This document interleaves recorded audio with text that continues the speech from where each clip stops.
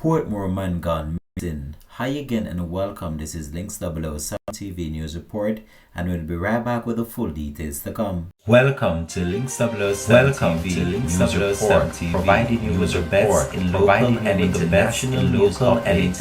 This is a place where you can get the most reliable and informative Links 007 TV Links 007 TV News Report.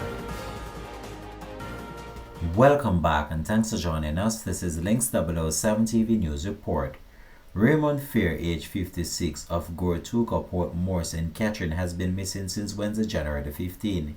He's of brown complexion, medium build, and about 187 centimeters, or 6 feet 2 inches tall.